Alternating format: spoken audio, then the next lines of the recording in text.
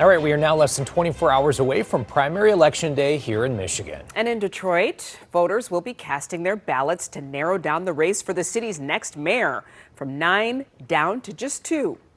Thousands have already had their voices heard, but the city says they're expecting early low turnout overall in the primary. 7 News Detroit reporter Whitney Burney is speaking to campaign workers, voters, and volunteers about the final push to get as many ballots into those boxes as possible.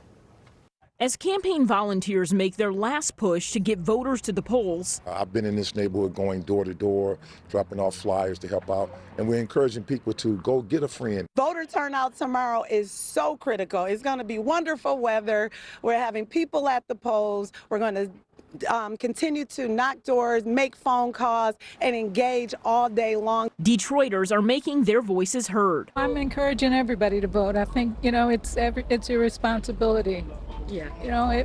You have no reason to complain if you don't get out here and vote. Casting absentee ballots ahead of the August 5th primary. I'm very excited. I think that there's some new directions that need to be explored. I'd like to see more emphasis on the neighborhoods. Tuesday's showdown to determine the future of city council and narrow down the finalists in the running for Detroit mayor, the first new leader in more than a decade. This race is so important to our quality of life as residents in the city of Detroit. Oftentimes our citizens think that the presidential race is so important. It is important. Every election is important, but this one impacts your day-to-day quality of life. Detroit City Clerk Janice Winfrey says so far voter turnout has been somewhat low. Around 2,000 people taking advantage of early voting, which wrapped up Sunday. Another 50 to 55,000 votes expected via absentee ballot.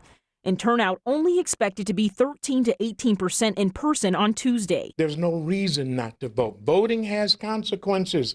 Everybody needs to know that. It's the reason why Reverend Wendell Anthony with the NAACP and other activists have been hard at work to increase the number of people hitting the voting booths with their Souls to the Polls campaign. This is the 60th anniversary of the Voting Rights Act and the legislation that was signed for us to have the right to vote.